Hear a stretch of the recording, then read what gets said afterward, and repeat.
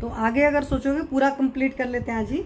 तो युगे पदे धर्मपाद क्रमेण अनेन हीयते गुणपादस्य भूतानाम एवं लोक प्रलीयते संवत्सर सते पूर्णेयाति संवत्सर क्षयम देहिनाम आयुष काले यत्र यन्मान निश्चिते।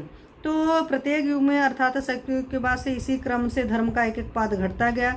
धर्म के हाथ से पृथ्वी आदि पंच महाभूतों के स्वाभाविक गुणों के भी चतुर्थांश का हाथ रहा हुआ। इसका प्रभाव प्राणियों के जीवन पर पड़ने से लोक का प्रलय हो जाता है, अर्थात उनके जीवन के एक अंश का विनाश हो जाता है। इस प्रकार संसार का प्रलय हो जाता है।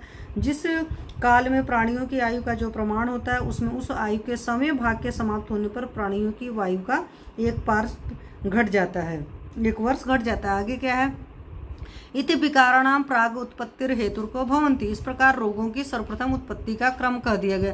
तो रोगों की उत्पत्ति का सर्वप्रथम क्रम जो है वो हमारा जनपदोध्वंसी अध्याय में कहा गया विमान स्थान में। एवं वादिनम भगवंतम अग्निवेश उवाच किंतु खलु भगवन नियत काल प्रमाण आयुर सर्व न व्यक्ति। तो इस प्रकार आयु ह्रास वृषय को उपदेश देते हुए भगवान आत्रेय से अग्निवेश ने पूछा, भगवन क्या सभी प्राणियों का आयु प्रमाण निश्चित है या नहीं? तम भगवान उवाच। तो इति यह अग्निवेश भूतानाम आयुर्युक्तिम अपेक्षते दैव पुरुषकारे च स्थितम ही अस्य बलाबलम। उससे भगवान आत्रेय ने कहा, अग्निवेश इस आयुर्वेद शास्त्र में प्राणियों की आयु शक्ति की अपेक्षा करती है। निश्चित इस आयु का बलवान या अबल होना दैव मतलब जन्मार्जित कर्मों के फल तथा पुरुषकार मतलब पुरुषार्थ पर स्थित या निर्भर है। तो दैवम आत्मकृतम विद्यात कर्म यत पौर्वदैहिकम स्मृत पुरुषकारस्तु क्रियते यदि हा परम।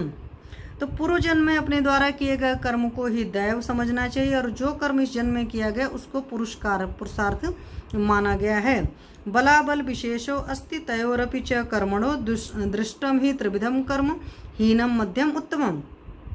तो उन दोनों प्रकार के कर्मों दैव तथा पुरुषकार के भी बल प्रधान और अबल रूप से दो भेद हैं, क्योंकि कर्महीन मध्यम तथा उत्तम भेद से 3 प्रकार का देखा गया है। फिर आगे क्या है, तैरुदार्योर युक्तिर दीर्घस्य च सुखस्य च नेतस्य आयुषो हेतुर्विपरीतस्य चेतरा मध्यमा मध्यमस्य इष्टम कारणम शृणु च अपरम दैवं पुरुषकारेण दुर्बलम हि अन्युपहन्यते देवेन चेतरत कर्म विशिष्टेन उपहन्यते दृष्टवा यदि एके मन्यते नियतम मानम आयुष। तो उन दोनों दैव तथा पुरुषकार का उदारता पूर्ण योग होने पर वह निश्चित रूप से दीर्घायु और सुख का कारण होता है। इसके विपरीत दैव तथा पुरुषकार का हीन संयोग होने पर निश्चित रूप से अल्प आयु और दुख का कारण होता है।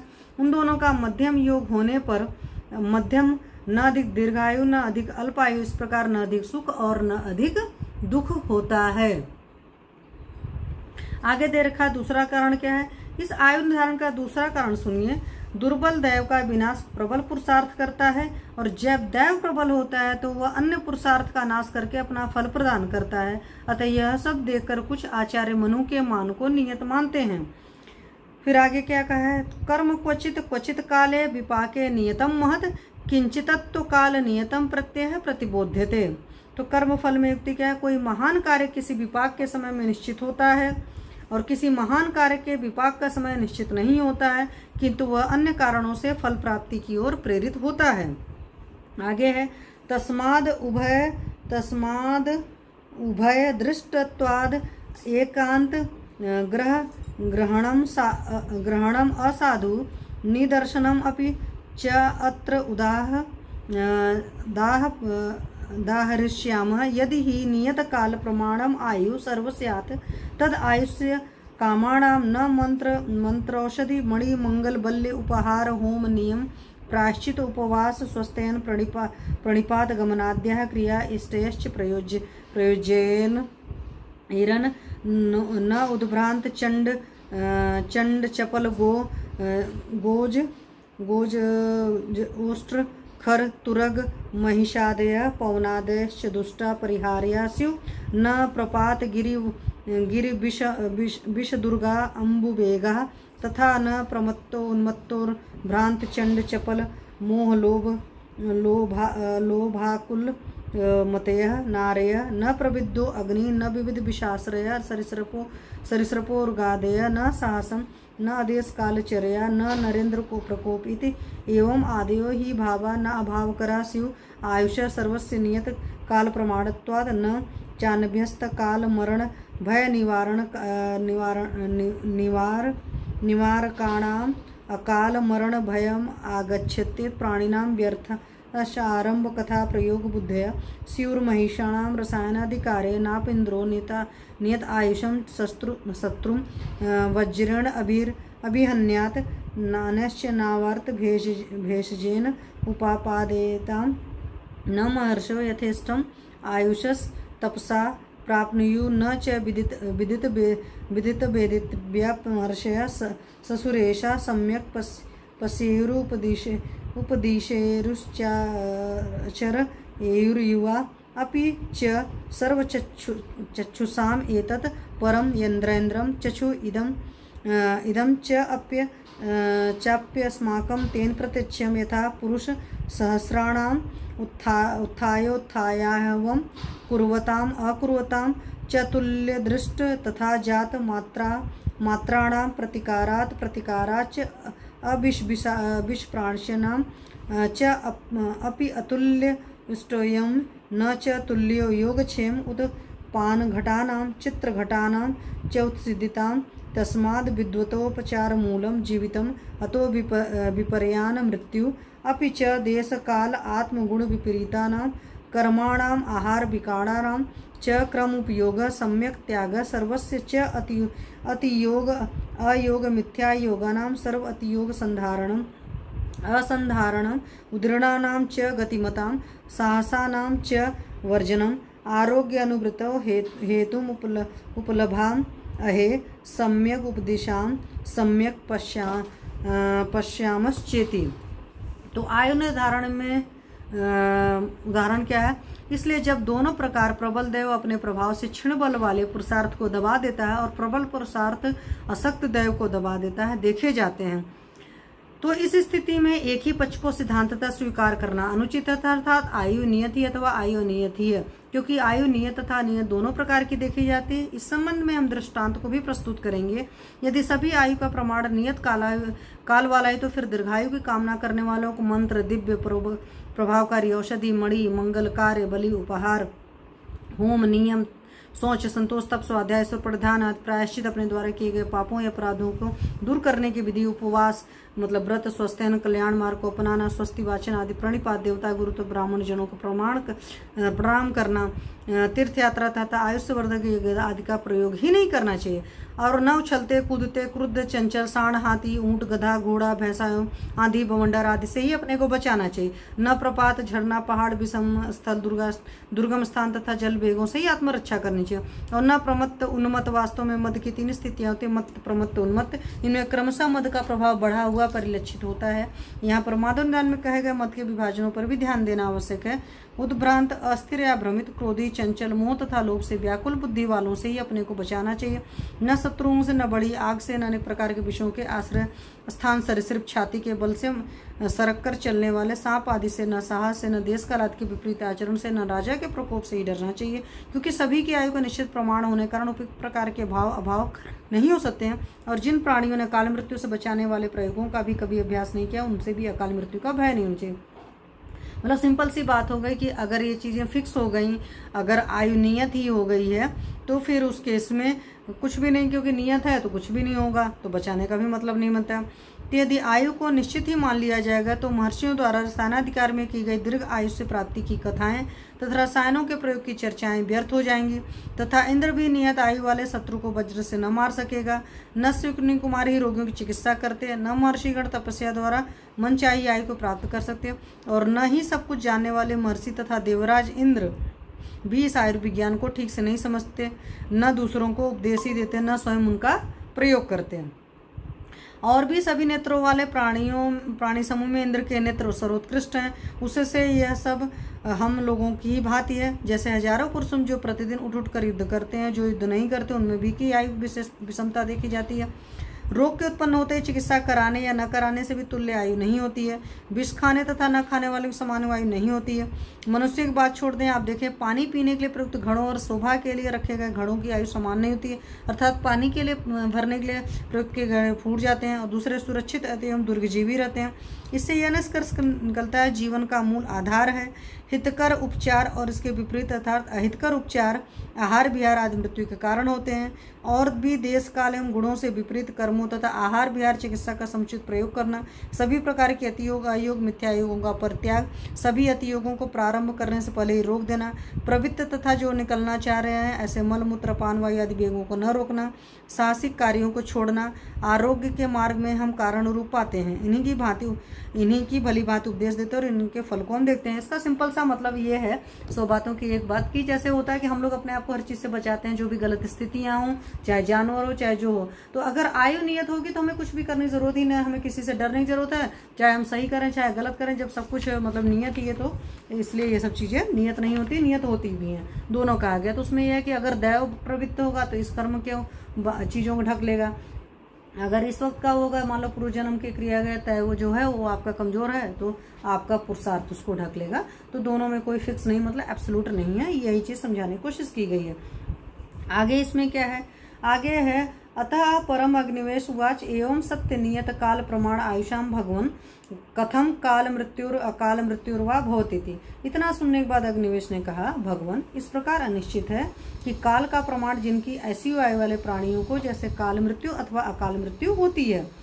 फिर आगे है तम वाच भगवान आत्रेय श्रूयताम अग्निवेश यथा यान समायुक्तो अच्छ प्रकृत्य वाच गुणरूपेतः स च सर्वगुणोपपन्नो वाह्यमानो यथा कालम स्वप्रमाण क्षया देवावसानं गच्छेत तथा आयु शरीरोपगतं बलवत् प्रकृत्या यथावद उपचर्यमाणं स्वप्रमाण क्षयाद एवा वसानं गच्छति स मृत्युकाले यथा च स एवाच्छो अति भारादिष्टत्वाद् विषम पथाद चक्रभृंगाद वाहक दोषादणी मोक्षाद अनुपांगात पर्यसनाचावंतरा अवसानं पादते तथा आयुर अपि यथा बलम आरंभाद यथा अग्नि अभ्यवरणाद विषम अभ्यवरणाद विषम शरीर न्यासाद अति मैथुनाद सत संश्रयाद उदरण वेग विनिग्रहाद विधारयाण वेग विधारणाद भूत विषय वायु अग्नि तापाद अभिघाताद आहार प्रतिकार विवर्जनाच अंतर अवसानम आपद्यते स मृत्युर्काले तथा ज्वरादीन अपि आतंकानि मिथ्योपचारितान काल मृत्युन पश्यामि इति। तो काल मृत्यु में प्रमाण बोला है। तो भगवान आत्रेय ने उससे कहा, है अग्निवेश, जिस प्रकार वाहन के साथ जोड़ा गया अच्छे स्वभाव से ही धुरा के गुणों से युक्त होने पर वह जब समुचित विधि से चलाया जाता हुआ अपने समय के अनुसार अपने प्रमाण के क्षय होने पर घिसकर समाप्त होता है, उसी प्रकार शरीर से संबंध बलवान आयु की समुचित विधि का सेवन करता है वो अपने प्रमाण के क्षय होने पर समाप्त हो जाता है, वही काल मृत्यु है। तो जैसे टायर चलते चलते घिस जाता है तो खत्म हो जाता है, ऐसे ही मतलब आयु है। अकाल मृत्यु का क्या है, और जैसे ही अधूरा अत्यधिक भार के लद जाने से, उबड़ खाबड़ मार्ग में चलने से, बिना मार्ग वाली भूमि पर चलने से, पहिया के टूट जाने से, बाह्य वाहक के दोष से, अड़ी मतलब के निकल जाने से, तेल आदि न डालते रहने से, इधर उधर गिर पड़ जाने से बीच में ही नष्ट हो जाता है। उसी प्रकार आयु भी बल आदि के अनुचित प्रयोग से अर्थात शक्ति से अधिक कार्य करने से, पाचकाग्निक शक्ति से कम या ज़्यादा भोजन करने से, या विषम भोजन से, शरीर को विषम परिस्थितियों में रखने से, अधिक मैथुन करने से, दुराचारियों का सहवास करने से, मलमूत्र आदि के उबड़े हुए वेगों को बलपूर्वक दबाने से, रोकने योग्य वेगों को न रोकने से, भूत विष वायु अग्नि की पीड़ा से, आहार तथा चिकित्सा का त्याग करने से बीच में ही मृत्यु हो जाती है, वह अकाल मृत्यु है। और ज्वर आदि रोगों की समुचित चिकित्सा न करने से हम अकाल मृत्यु को देखते हैं। तो आप देखो बहुत बढ़िया एग्जाम्पल दिया है कि जैसे अगर सही तरीके से चलाया जाएगा, गाड़ी का पूरा प्रॉपर ख्याल रखा जाएगा तो टायर जल्दी नहीं घिसेंगे और वो टायर खराब नहीं होंगे। उसी तरीके से अगर आपने नहीं ख्याल रखा, उबड़ खाबड़ जगह पर, आपको हर किसी को पता है कि अगर गलत जगह गाड़ी चलती है तो उसमें कील धंस जाते हैं, इस तरह की सारी चीज़ें होती है, उसमें टायर बहुत जल्दी खराब हो जाता है। सही स्पीड में नहीं चलाना, ये सब सारी चीज़ें होती है। लगातार चलाने से, जैसे टायर के केस का तो एकदम क्रिस्टल क्लियर पता है कि होता है कि इतने पर्टिकुलर किलोमीटर चलने के बाद में गाड़ी को रोक लेना चाहिए, इंजन गर्म हो जाता है। उसी तरह टायर भी गर्म हो जाते हैं। खास करके आप लंबी दूरी की जर्नी कर लीजिए, जैसे 1000 किलोमीटर की, तो आपको क्रिस्टल क्लियर पता चल जाएगा ये सब चीज़ें। तो वैसे ही आपकी बॉडी होती है, तो वहाँ पर भी एक अपने समय पर खत्म हुआ, मतलब सही तरीके से केयर करने में, दैट इज काल मृत्यु। एक सही तरीके से आपने केयर नहीं की तो जल्दी खत्म हो गया, दैट इज अकाल मृत्यु। तो एग्जाम्पल बहुत सिंपल और बहुत वैसी चीज़ें दे रखी हैं। फिर अत अग्निमेष प्रपच्छ किंतु खलु भगवान ज्वरितेभ्य पानीयम उष्णम प्रयच्छन्ति भिषजो भूयिष्ठम तथा न शीतम अस्ति च शीत साध्यो अपि धातुर्ज्वरकर इति। तो तदंतर अग्निवेश ने पूछा, भगवान क्या कारण है कि चिकित्सक ज्वर रोगियों का अधिकांश गर्म पानी देते हैं न कि शीतल, जबकि ज्वर कारक मतलब पित्त धातु शीतोपचारों द्वारा साध्य होता है। तो तम वाच भगवान आत्रे ज्वरितस्य काय समुत्थान देश कालान अभिसमीक्ष्य पाचनार्थम पानीयम उष्णम प्रयच्छन्ति भिषज ज्वर ही आमाशय समुत्थ प्रायो भेषजानि च आमाशय समुत्थानां विकाराणां पाचन वमन अपतर्पणानि भवन्ति पाचनार्थम च पानीयम उष्णम तस्माद् एतज ज्वरितेभ्य प्रयच्छन्ति भिषजो भूयिष्ठम तद्वितेषां पीतं वातम अनुलोमयति अग्निं च उदीरयति क्षिप्रं जरा गच्छति श्लेष्माणं परिशोषयति स्वल्पमपि च पीतं तृष्णा प्रशमन उपकल्प्यते तथा युक्तमपि चैतन्य अत्यर्थे सन्नपित्ते ज्वरे सदाह भ्रम प्रलाप अतिसारे वा प्रदेयम् उष्णेन हि दाह भ्रम प्रलाप अतिसारा भूयो अभिवर्धन्ते शीतेन च उपसाम्यन्ति। तो ज्वर में उष्ण जल की उपयोगिता सोचो विमान स्थान में दे रखा, जबकि चिकित्सा में ज्वर की चिकित्सा की बात करेंगे।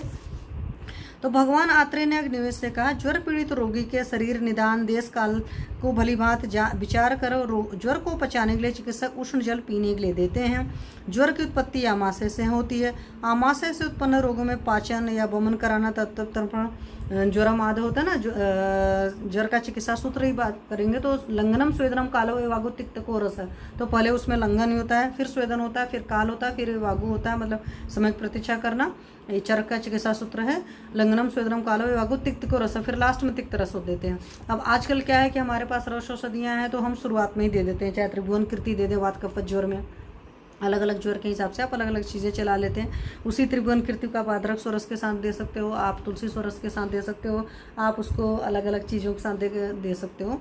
तो आप मतलब पित्त शामक द्रव्यों के साथ पित्त ज्वर में भी यूज कर सकते हैं, बट मेनली जो है वात कफ ज्वर का है त्रिभुवन कृति।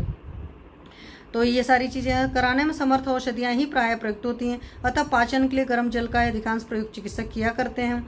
वह गर्म जल पीने के साथ ही वायु का अनुलोमन करता है, उदर में स्थित अग्नि को प्रज्वलित करता है, शीघ्र पच जाता है, कफ को सुखाता है। थोड़ा पिया हुआ भी उष्ण जल प्यास को शांत करता है। इस प्रकार ठीक होता हुआ भी यह गर्म जल अत्यधिक बढ़े हुए पित्त ज्वर में, जबकि दाह भ्रम प्रलाप अथवा पित्तज अतिसार में नहीं देना चाहिए, क्योंकि उष्ण जल से दाह भ्रम प्रलाप एवं अतिसार अधिक बढ़ जाते हैं और शीतल पदार्थों के प्रयोग से शांत हो जाते हैं। तो उष्ण अगर दाह वाला ज्वर होता है तो उसमें नहीं देना होता है, ये भी इन्होंने साथ साथ बता दिया। भौतिक छात्र में क्या है, शीतेन उष्ण कृतान रोगम इच्छन्ति विषग्विदः ये तो शीतकृता रोगास्तेषाम उष्णम विसर्जितम। तो चिकित्सा के तत्व को जानने वाले चिकित्सक उष्ण स्पर्श या उष्ण गुण प्रधान द्रव्यों के सेवन से उत्पन्न रोगों की चिकित्सा शीत स्पर्श या शीत गुण प्रधान द्रव्यों से करते हैं, और जो शीत स्पर्श या शीत गुण प्रधान द्रव्यों के सेवन से रोग उत्पन्न हुए उन रोगों को उष्ण स्पर्श या उष्ण गुण प्रधान द्रव्यों के प्रयोग से जीता जाता है, मतलब अविरोध चिकित्सा करते हैं। तो एवं इतर येषामपि व्याधिनां निदान विपरीतं भेषजं भवति, तथा अपतर्पण निमित्तानां व्याधिनां नान्तरेण पूर्णम् अस्ति शान्ति, तथा पूर्ण निमित्तानां व्याधिनां न अंतरेण अपतर्पणम्। तो इसी प्रकार अन्य रोगों में भी निदान विपरीत भेषज, जैसे अपतर्पण से उत्पन्न रोगों की शांति पूरण के बिना नहीं हो सकती, उसी प्रकार पूरण से होने वाली व्याधियों की शांति अपतर्पण के बिना होना संभव नहीं है। और वैसे भी हमारे यहाँ बोला जाता है संक्षेपतः क्रियायोग निदान परिवर्जन, तो निदान का परिवर्जन कराते हैं और विपरीत चिकित्सा करते हैं कि संतर्पण जो व्याधि होगी उसमें अपतर्पण कराएंगे, जो अतर्पण से होगी उसमें संतर्पण कराएंगे। तो अपतर्पण में त्रिविधम लंघनम, लंघन पाचन दोषाविसेचन। तो जो अपतर्पण है वो आपका 3 तरह का होता है। पहले लंघन करते हैं मतलब उपवास या लघु भोजन, फिर लंघन और लंघन, पहला लंघन है, दूसरा लंघन पाचन है और तीसरा दोषावसेचन है। तो एक तो लंघन कराया जिसमें उपवास कराया और दूसरा लंघन पाचन मतलब उसमें उपवास कराने के साथ आपने पाचन औषधियाँ जी, जैसे आपके चरक के दीपनी माँ चाय वगैरह के द्रव्य, इस तरह की सारी चीज़ें। और फिर दोषावसेचन, दोष को निकालने के लिए आपने वमन विरेचन, ये सब सारी चीज़ें कराई, मतलब संशोधन चिकित्सा किया। तो तत्र लंघनम अल्पदोषाणाम लंघनेन ही अग्निमारुत वृद्ध्या वात आतप परीत इवाम अल्प उदकम अल्पो दोष प्रशोषम आपद्यते। लंघन पाचन तो मध्यबल दोषाणाम लंघन पाचनभ्याम ही सूर्य संताप मारुतभ्याम पांशु भस्माव किरणैरिव च अनति बहुदुकम मध्यबलो दोषः प्रशोषम आपद्यते। बहुदोषाणां पुरुषदोषावसेचनम् एव कार्यं न हि अभिन्ने केदार सेतौ पल्वला प्रशेको अस्ति तद दोषावसेचनम्। तो लंघन कब कराएंगे, कब लंघन पाचन कराएंगे, कब दोषावसेचन कराएंगे, तो वो यहाँ पर बोला हुआ है। तो जब दोष अल्प बल वाले होते हैं तब लंघन किया जाता है। लंघन कराने से अग्नि और वायु की वृद्धि होने के कारण अल्प दोष वाले उस प्रकार नष्ट हो जाते हैं जिस प्रकार थोड़ा सा जल हवा और धूप लगने से नष्ट हो जाता है। जब दोष मध्यम बल वाले हैं तो उनके समन के लिए लंघन पाचन की व्यवस्था की जाती है, जैसे सूर्य की गर्मी तथा वायु द्वारा डाली गई धूल या राख से जिस प्रकार थोड़ा जल वाला तालाब सुखा दिया जाता है, उसी प्रकार लंघन और पाचन से मध्यम बल वाला दोष नष्ट हो जाता है। दोषों के अधिक बढ़ जाने पर दोषावसेचन नामक अपतर्पण करना चाहिए, क्योंकि बिना खेत की माड़ को तोड़े हुए उसमें एकत्रित जल को बाहर नहीं निकाला जा सकते। उसी प्रकार दोषावसेचन करना अर्थात वर्म दोषों को निकाल देना चाहिए। फिर आगे क्या है, दोषावसेचनम अन्यद वा भेषजम प्राप्त कालम अपि आतुरस्य नयन विधस्य कुर्यात तद्यथा अनपवाद प्रतिकारस्य अधनस्यापि परिचारकस्य वैद्यमानिन चंड आसुक्यस्य तीव्र अधर्म रुचेर तीक्ष्ण बल मांस शोणितस्य असाध्य रोगोपहतस्य मुमूर्षर लिंगानि वतस्य चेति एवं विधम ही आतुरम उपचरण भिषक पापीयसा ऐसा सा योगम पृच्छति। चिकित्सा के अयोग्य पुरुष कौन कौन से होते हैं, तो दोषावसेचन अर्थात तो कोई और औषध की आवश्यकता होने पर भी निम्न प्रकार के रोगियों में इनका प्रयोग नहीं करना चाहिए। यथा युक्त वचनों या उपदेशों को मानने वाले, तो बोलते हैं ना आढ़ रोगी विषगोस्यम, तो सबसे पहले आपकी बात मानने वाला हो, तो जो नहीं मानने वाला उसकी चिकित्सा नहीं करते हैं। तो युक्त वचनों या उपदेशों को न मानने वाले निर्धन पुरुषों की इसलिए चिकित्सा नहीं की जाती कि भाई आप कहाँ से लाकर दवा दोगे, उसके तो पैसे तो चाहिए ही, है कि नहीं। फिर आगे होता है चिकित्सा काल में जिसको सेवक सुलभ हो, परिचारक होना चाहिए, क्योंकि आप जिस तरीके से खान पान बोलोगे उस तरह का खान पान बनाकर देने वाला होना चाहिए। नहीं देने वाला होता तो मरीज ठीक नहीं हो पाता है, क्योंकि मरीज के अंदर इतनी ताकत नहीं होती कि अपनी सेवा कर पाएगा। वैद्य दो होने का घमंड करने वाले, कई सारे लोग ऐसे भी होते हैं ना जो आजकल खास करके देखो दुनिया भर के वीडियो देखकर गूगल वगैरह देखकर अपने आप को वैद्य समझते हैं, तो ऐसे लोग का तो वैद्य होने का घमंड करने वाले। क्रोधी की, जो लोग बहुत क्रोध करते हैं क्योंकि वो भी कोई बात नहीं सुनते। असूयक की मतलब चिकित्सक के अंदर ही 10 अवगुण निकालने वाले, अर्थात जो किसी के गुणों को दोषों के रूप में देखता है उसकी। धर्म के प्रति अत्यंत अरुचि वाले, तो धर्म के प्रति अत्यंत रुचि जिनकी रहेगी वो भी बातों तो नहीं मानते हैं, अपने मन की मनमानी करने वाले होते हैं। जिसके बल मांस रक्त अत्यंत क्षीण हो चुके हैं, असाध्य रोग से पीड़ित और मृत्यु के लक्षणों से तो रोगी की चिकित्सा न करें, क्योंकि इस प्रकार के रोगी की चिकित्सा करता है वो चिकित्सक पापयुक्त अपसे का भागी होता है। अर्थात ऐसे रोगियों की चिकित्सा करने से न पुण्य लाभ होता है, न धन ही मिलता है, न यश की प्राप्ति होती है। तो क्रिस्टल क्लियर एक्चुअल में देखोगे तो चरक जी ने इंद्रिय स्थान इसीलिए बताया है, मतलब उसमें सारे अरिष्ट बता दिए हैं। और जब आप किसी असाध्य मरीज की चिकित्सा करते हो तो आपको अपयश प्राप्त होता है। फिर आप कहोगे चिकित्सा नहीं करना, चिकित्सा तो जरूर करनी है, लेकिन मरीज को, सामने वाले को बता देना है कि भाई इस तरह की कंडीशन है, हम दवा देंगे, मतलब खासकर उसके अटेंडेंट को बता दीजिए, ठीक होता है तो ठीक है, वरना ये है तो वो कंडीशन। लेकिन उतनी जजमेंट करने का आपके पास होना चाहिए ज्ञान। ये भी होता है नहीं है कि आपको जजमेंट का ज्ञान ही नहीं है और आपने सामने वाले को बता दिया और वो डिमोरलाइज कर लिया, या मतलब उसको तो डायरेक्ट मरीज को नहीं बताना होता, मतलब उसके अटेंडेंट को भी तभी बताएंगे जब आप श्योर होइए। तो भवति छात्र में क्या है, तदात्वे च अनुबंधे वा यस्य स्याद अशुभम फलम कर्मणस्तन्न कर्तव्यम एतद् बुद्धिमतां मतम् अल्पोदक द्रमो यस्तु प्रवात प्रचुरार्तपः ज्ञेयस जांगलो देश स्वल्प रोग तमो अपि च प्रचुर उदक वृक्षो यो निवातो दुर्लभ आतपः अनूपो बहुदोषश्च समः साधारणो मत। तो जो देश 3 तरह के उनके बारे में बता रहे हैं। तो चिकित्सा काल में अर्थात उसके भविष्य में अर्थात चिकित्सा के परिणाम काल में जिस कर्म का अशुभ फल होने की संभावना हो वैसा कार्य नहीं करना चाहिए, यह व्यवहार कुशल वैद्यों का मत है। फिर आगे देश परिचय, जिस परिचय में जलाशय तथा पेड़ कम हो, हवा और धूप अधिक एवं रोग भी कम होते हैं उसको जांगल देश कहते हैं। अधिक जलाशय तथा वृक्षों वाले, बेग रहित, वायु एवं धूप की कमी वाले और अनेक देशों वाले देश को अनूप कहते हैं। अनुपम तो कफोल बड़म, जहाँ जल वृक्ष वायु आतप आदि सम हो उसको साधारण देश कहते हैं। मतलब एक वात प्रोमिनेंट हो गया, एक तरफ कफ प्रोमिनेंट हो गया और एक साधारण देश हो गया। फिर तत्र श्लोका में क्या है, पूर्व रूपाणी सामान्य हेतव सस्वलक्षणा देदोध्वंसस्य भैषज्यम हेतूनां मूलमेव च प्राग विकार समुत्पत्तिरायुष्य क्षयक्रम मरणं प्रति भूतानां काल अकाल विनिश्चय यथा च अकाल मरणं यथायुक्तं च भेषजं सिद्धिं याति औषधम् येषां न कुर्याद् येन हेतुना तदात्रेयो अग्निवेशाय निखिलं सर्वम् उक्तवान् देशोध्वंस निमित्ते विमाने मुनि सत्तमः। तो जनपदोध्वंस के पूर्व रूप, सामान्य कारण, अपने लक्षण, चिकित्सा सारी चीज़ें जनपदोध्वंस के हेतुओं का मूल, रोगों की सर्वप्रथम उत्पत्ति, आयु, धर्म आदि के क्षय का क्रम, प्राणियों की काल मृत्यु, अकाल मृत्यु का निश्चय, जैसे काल होता अकाल मृत्यु होती का विचार, जिस प्रकार प्रयोग कराई है औषधि सार्थक होती है, जिन रोगियों की जिन कारणों से चिकित्सा नहीं करना चाहिए, अर्थात सभी विषयों का उपदेश प्रस्तुत जनपदोध्वंसी विमान में महर्षि यात्री ने अग्निवेश को दिया है। इति अग्निवेश कृते तंत्रे चरक प्रति संस्कृते विमान स्थाने जनपदोध्वंसी नाम तृतीयोध्याय। इस प्रकार से अग्निवेश के द्वारा बनाया गया, चरक के द्वारा प्रति संस्कृत किया गया विमान स्थान का जनपदोध्वंसी नामक तृतीय विमानाध्याय समाप्त हुआ। Thank you.